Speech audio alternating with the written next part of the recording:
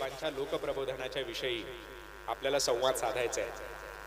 खरं म्हणजे गाडगे बाबांच्या व्यक्तिमत्वाची जी जडणघडण झाली त्याविषयी आपण समजून घेतलं पाहिजे।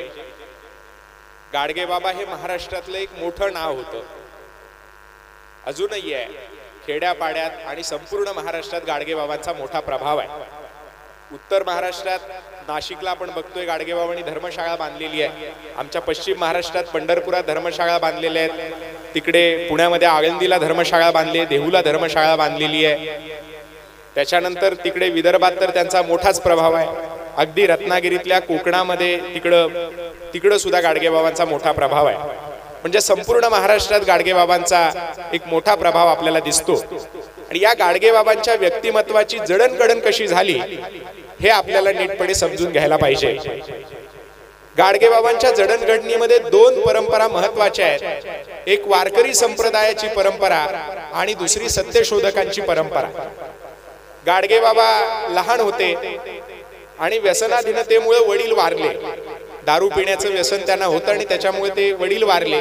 वडील वारल्याच्या नंतर गाडगे बाबा त्यांच्या आईसह मामाच्या गावाकडे आले। दापुऱ्याला त्यांच्या मामाचं गाव होतं आणि दापुऱ्यामध्ये मामाच्या गावामध्ये आल्यानंतर गाडगे बाबा लहानाचे मोठे व्हायला लागले। आणि त्याच काळामध्ये एक त्या गावातला जो सावकार होता त्या सावकारानं गाडगे बाबांच्या मामाची फसवणूक केलेली होती। त्यांची जमीन लिहून घेतलेली होती आणि कर्जाचं व्याज अव्वाच्या सव्वा वाढवून ती जमीन गिळंकृत करण्याचा त्याचा डाव होता। आणि मग हे जेव्हा गाडगे बाबांना समजलं तेव्हा त्यांनी विनवणी करून बघितलं, परंतु तो सावकार काय ऐकायला तयार नव्हता। शेवटी गाडगे बाबांनी त्याचा प्रतिकार केला, त्याला शेतात आऊत घालू दिला नाही आणि त्याचा प्रतिकार केल्यानंतर त्या गाडगे बाबांनी ती जमीन ताब्यात घेतली। बरीच वर्ष गाडगे बाबांनी कष्ट करून त्यांचा संसार मोठा केला। जोडून या धन उत्तम व्यवहारे उदास विचारे वेच करी असं जे तुकोबारांनी सांगितलंय, उत्तम व्यवहार आणि धन जोडलं पाहिजे। त्याप्रमाणे गाडगे बाबांनी शेतामध्ये राबून कष्ट करून खाण्यापिण्यापुरतं एक सुखी कुटुंब गाडगे बाबांचं तयार झालं होतं। परंतु वडिलांचा मृत्यू असेल, मामाचा मृत्यू असेल, एकूण बहुजन समाजाचं जे दुःख आहे ते बहुजन समाजाचं दुःख गाडगे बाबांना समजलं। आणि मग या दुःखाच्या मुक्तीवरती काय करता येईल या दृष्टीने गाडगे बाबांचं विचार मंथन सुरू झालं। आणि एक दिवशी गाडगे बाबा घरातल्या कुणालाही न सांगता घराच्या बाहेर पडले। गाडगे बाबांनी गृहत्याग केला। लोक संन्यास घेण्यासाठी गृहत्याग करतात, काहीतरी रानावनात जाऊन कुठेतरी तपश्चर्या करावी वगैरे, कारण तसं केल्याशिवाय संत म्हणून मान्यता मिळत नाही। परंतु वास्तविक पाहता तुकाराम महाराजांनी सांगितलेलं आहे की वनामध्ये जायची काही गरज नाही। त्यांनी सांगितलं, ठाईच बैसोनी करा एक चित्त, आवडी अनंत आळवावा, की तुम्ही घरामध्येच बसा आणि घरामध्येच राहून तुम्ही देवाचं चिंतन करू शकता, त्यासाठी काही वनात जाण्याची गरज नाही असं तुकाराम महाराजांनी सांगितलं। त्या महाराष्ट्रामध्ये आताचे साधू नुसते वनात जात नाही तर वनच तोडायला निघालेले। तर असा सगळा काळ आपल्या समोर आहे।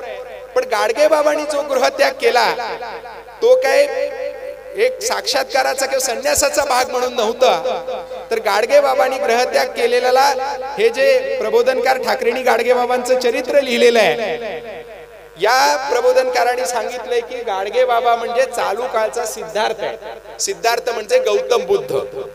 जसं बुद्धांनी माणसाच्या दुःखमुक्तीसाठी घराचा त्याग केला, त्याप्रमाणे बहुजन समाजाचं दुःख कशाने मुक्त होईल याचं चिंतन करण्याकरता गाडगे बाबा बाहेर पडले। आणि 12 वर्ष त्यांची सगळी भ्रमंती सुरू होती। ही भ्रमंती करत असताना त्यांच्यावर जो मुख्य प्रभाव होता तो तुकाराम महाराजांचा होता। याचं कारण गाडगे बाबांनी काही शिक्षण घेतलेलं नव्हतं, गाडगे बाबांना लिहिता वाचता येत नव्हतं त्या अर्थाने, पण त्यांना तुकाराम महाराजांच्या अभंगाची गोडी होती। पण वाचायचं कसं, कारण शाळा शिकलेले नसल्यामुळे त्यांना वाचता येत नव्हतं। मग त्यांनी काय केलं तर ते एका परीड बुवाकडे गेले। हे परीड बुवा बरेचसे कर्मकांडी होते आणि गाडगे बाबा त्यांच्या जवळ गेले आणि त्यांना म्हटले, मला जरा तुकाराम महाराजांचे अभंग म्हणून दाखवा। हे परीड बुवा तुकाराम महाराजांचे अभंग म्हणायचे आणि ते अभंग आपण जरा ऐकावेत, परत परत ऐकावेत, म्हणून ते म्हणायचे काही कळलं नाही परत म्हणा, काय कळलं नाही परत म्हणा, असं त्यांनी वारंवार म्हटल्यानंतर ते गाडगेबाबांच्या लक्षात यायचं, गाडगेबाबा ते लक्षात ठेवायचे. असे अभंग गाडगेबाबांनी पाठ केलेले आहे. हे परीटबुवा तुकाराम महाराजांचे अभंग सांगितलं की गाडगेबाबा त्याचा अर्थ सांगायला लावायचे, ते अर्थ सांगायचे. पण यांचा परीटबुवांचा विश्वास मात्र सगळ्या कर्मकांडावर होता आणि ते ज्योतिषबाजी करायचे. गाडगे बाबा म्हणायचे, अहो तुम्ही जे तुकाराम महाराजांचे अभंग मला सांगता त्या अभंगामध्ये ज्योतिषबाजीला विरोध आहे तुम्हीच मला सांगताय, आणि तुमचा कसा काय ज्योतिषावर विश्वास? कारण तुकाराम महाराजांचे अभंग आहेत, भूत भविष्य वर्तमान सांगो जाणती शकून, भूत भविष्य वर्तमान त्याचा आमाशी कंटाळा पाहो नावडती डोळा. की आम्हाला काय हे ज्योतिषबाजी सांगणारे लोक नकोत असं तुकाराम महाराजांनी म्हटलंय, असं तुम्ही स्वतः सांगताय आणि तुम्ही ज्योतिषबाजीवर विश्वास ठेवताय, असं कसं काय? नाही म्हणे, ज्योतिष खरं असतं. एक दिवशी गाडगेबाबांच्या जीवनामध्ये प्रसंग घडला. प्रबोधनकारांनी या चरित्रामध्ये ते लिहिलेलं आहे की गाडगेबाबांचे काम होते, एका माणसाकडनं त्यांना 500 रुपये मिळायचे होते. बाबा म्हटले, आता माझं काम आहे, मी निघतो. त्यांनी नेहमीप्रमाणे बोट चाळवले आणि सांगितलं की आज तुमचं ग्रहमान काही चांगलं नाही, त्याच्यामुळे तुम्ही जर गेला तर तो माणूस येणारच नाही, आणि यदा कदाचित आलाच भेटलाच तर तो तुम्हाला काही पैसे देणार नाही, कारण तुमचं ग्रहमान काही चांगलं नाही. गाडगेबाबा म्हटले, जाऊन तर बघूया. म्हणून त्या परीटबुवाला घेऊन ते त्या माणसाला भेटायला गेले आणि त्या ज्योतिषाचंच नशीब वाईट की ते माणूस आला आणि त्या माणसानं गाडगेबाबांना 500 रुपये देण्याच्या ऐवजी 1000 रुपये दिले आणि सांगितलं, अजून काय लागणार असेल तरीही सांगा, मी देतो. आणि मग त्या परीटबुवांना गाडगेबाबा म्हटले की तुम्ही ज्योतिषबाजीवर विश्वास ठेवता, मला तुम्ही सांगितलं होतं की तुमचे ग्रहमान चांगले नाही, पण कसं काय हे माझं काम झालं? त्याच्यानंतर तो बोट चाळवायला लागला. अशा पद्धतीनं गाडगेबाबांच्या एकूण जडणघडणीवर पहिला प्रभाव हा तुकाराम महाराजांच्या अभंगांचा पडलेला होता. त्या अभंगातनं त्यांच्या लक्षात आलं की धर्माच्या नावावर, देवाच्या नावावर ही सोंगढोंग करणारी जी लोक आहेत यांनी समाजाचं खरं शोषण केलेलं आहे आणि त्याला या वारकरी संत परंपरेचा विरोध आहे, हे पहिल्यांदा गाडगेबाबांच्या लक्षात आलं. दुसरा त्यांच्यावर जो प्रभाव पडला तो सत्यशोधकांचा, तो सुद्धा फार महत्वाचा प्रभाव आहे, आपण तो समजून घ्यायला पाहिजे. 1873 साली म्हणजे आजपासून जवळपास 152 वर्षांपूर्वी एक सत्यशोधक समाज पुण्यामध्ये महात्मा ज्योतिबा फुल्यांच्या नेतृत्वाखाली स्थापन झालेला होता. हा सत्यशोधक समाज कशासाठी स्थापन झाला तर जो बहुजन समाज उच्चवर्णीयांच्या ब्राह्मणांच्या वर्चस्वाखाली वर्षानुवर्ष पिढ्यानपिढ्या शतकानुशतक जगत आलेला आहे, त्या वर्चस्वातून मुक्त करण्याकरता महात्मा ज्योतिबा फुलेंनी हा सत्यशोधक समाज स्थापन केला. सत्यशोधक समाज 24 सप्टेंबर 1873 ला स्थापन झाला आणि सत्यशोधकांनी असं ठरवलं की आपल्या घरी ज्या प्रकारची कर्मकांड होतात त्या कर्मकांडामध्ये ब्राह्मण पुरोहिताला स्थान द्यायचं नाही हे ठरवलं. आणि त्याच्यानंतर तुळशीची लग्न आली. सत्यशोधकांनी तुळशीची लग्न करताना जो पिढ्यानपिढ्या ब्राह्मण बोलवला जात होता त्याला नकार दिला, त्यांनी बिना ब्राह्मणाची लग्न लावली. आणि त्याच्यानंतर 25 डिसेंबरला म्हणजे आजपासून 2 दिवसांपूर्वी, कारण आज 27 डिसेंबर आहे, 25 डिसेंबर 1873 ला बिना ब्राह्मणाचा पहिला विवाह महात्मा ज्योतिबा फुल्यांनी लावला. तो विवाह लावल्याच्या नंतर काही दिवस गेले आणि ओतूरला डुमरे पाटील मंडळी होती, ती सत्यशोधक होती, त्यांनी सुद्धा ब्राह्मणाशिवाय त्यांच्या मुलीची लग्न लावली.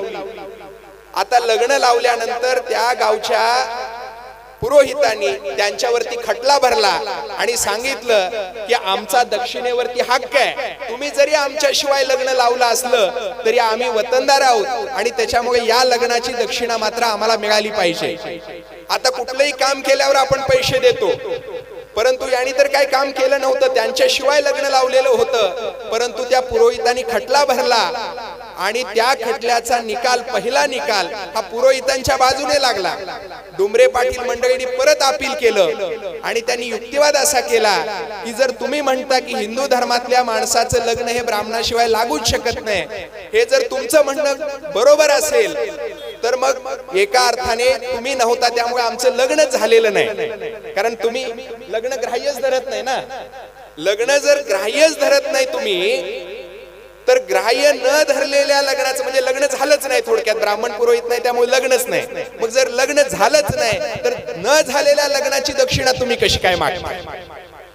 आणि हा युक्तिवाद जेव्हा केला तेव्हा दुसरा निकाल मात्र सत्यशोधकांच्या म्हणजे त्या डुमरे पाटलांच्या बाजूने लागला. अशा प्रकारचा हा सत्यशोधक समाज पिढ्यानपिढ्याचं शतकानुशतकांचं बहुजन समाजावर असलेलं उच्चवर्णीयांचं वर्चस्व झुगारणारा, स्त्रियांच्या बाजूने उभं राहणारा, स्त्रियांना सन्मान देण्याची भूमिका घेणारा हा सत्यशोधक समाज होता. वारकरी संत परंपरा ही तशीच होती.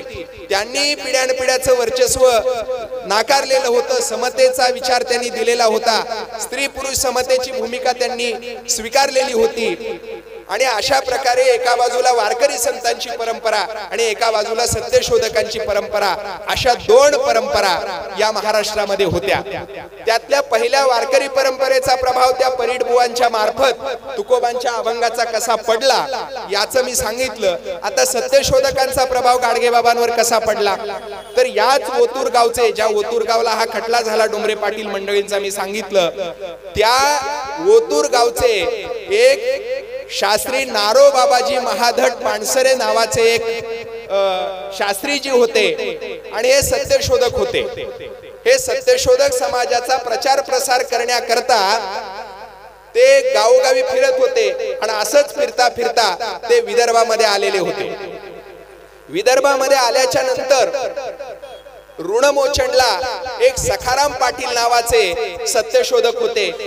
त्या सखाराम पाटलांना असं वाटलं की गाडगेबाबांच्या कीर्तनाचा गावागावातल्या लोकांवरती मोठा प्रभाव पडतोय. गाडगेबाबांचं लोक ऐकतायत आणि त्यांच्या वाणीमध्ये एक प्रकारची ताकद आहे. उडत्या चालीची त्यांची भजनं लोकांना प्रचंड आवडतायत. अशा गाडगेबाबांसारखा माणूस जर आपल्या सत्यशोधक विचारांना अनुकूल झाला तर आपल्या सत्यशोधक समाजाचा प्रचार प्रसार अधिक वेगानं होईल, हे त्या सखाराम पाटलांच्या लक्षात आलं. आणि त्या सखाराम पाटलांनी या ओतूरच्या शास्त्री नारोबाबाजी महादट पानसरेंना, तर एवढं मोठं नाव आहे ते कशामुळे आहे मला अजून काही कळलं नाही, तर हे शास्त्री नारोबाबाजी महादट पानसरे नावाचे जे शास्त्री होते त्यांना या सखाराम पाटलांनी आणलं आणि सखाराम पाटलांनी त्यांना सांगितलं की इथं गाडगे बाबा नावाचे एक साधू आहेत, त्यांचा मोठा प्रभाव इथल्या जनमानसावर आहे, त्यांना तुम्ही जरा सत्यशोधक समाजाचं तत्वज्ञान सांगा. शास्त्री नारोबाबाजी तयार झाले आणि त्या नारोबाबाजींनी काय केलं, गाडगे बाबांची भेट घेतली आणि गाडगे बाबांना सांगितलं की मी आळंदीचा आहे आणि मी वारकरी कीर्तन करतो, फक्त टाळ मृदुंग मी वापरत नाही, टाळ मृदुंगाशिवाय कीर्तन करतो आणि तुम्ही ते संध्याकाळी ऐकायला या. हे म्हटले गाडगे बाबा ठीक आहे. आणि मग संध्याकाळच्या वेळेला हे शास्त्री नारोबाबाजी आणि गाडगे बाबा यांची भेट झाली आणि या नारोबाबाजींनी सत्यशोधक समाजाचं तत्वज्ञान, सत्यशोधक समाजाची जी विचारसरणी आहे ती गाडगे बाबांना सांगितली आणि गाडगे बाबांच्या मनाची एक भूमिका तयार झाली. गाडगे बाबांना ते तत्वज्ञान पटलं, कारण वारकरी संप्रदायाचा जो विचार आहे तोच विचार त्यांना सत्यशोधक समाजाच्या सगळ्या परंपरेमध्ये दिसत होता, सत्यशोधकांच्या विचारसरणीमध्ये दिसत होता. त्यामुळे सत्यशोधक आणि वारकरी अशा दोन परंपरांचा प्रभाव गाडगे बाबांच्या वरती होता आणि त्या दोन परंपरांच्या संस्कारातून गाडगे बाबा घडलेले होते. गाडगे बाबांनी या दोन परंपरांचा विचार आपल्या कीर्तनाच्या माध्यमातून पुढे न्यायचा असं ठरवलं. वारकरी संप्रदायाच्या कीर्तनाच्या माध्यमातून हा विचार जनमानसापर्यंत पोहोचवण्याची भूमिका गाडगे बाबांनी घेतली. 12 वर्षाची ही त्यांची भ्रमंती चाललेली होती. या भ्रमंतीतनं त्यांना 4 गोष्टी कळल्या. पहिली गोष्ट काय कळली, तर पहिली गोष्ट त्यांच्या लक्षात आली की बहुजन समाजात विशेषतः शेतकरी जे लोक आहेत त्या शेतकऱ्यांवरती प्रचंड कर्ज झालेलं आहे. शेतकरी कर्जबाजारी झालेले आहेत आणि हे शेतकरी कर्जबाजारी झालेले असल्यामुळं ते सावकाराकडनं अजून जास्त कर्ज घेत आहेत आणि त्यांच्या जमिनी सावकारांना मिळत आहेत.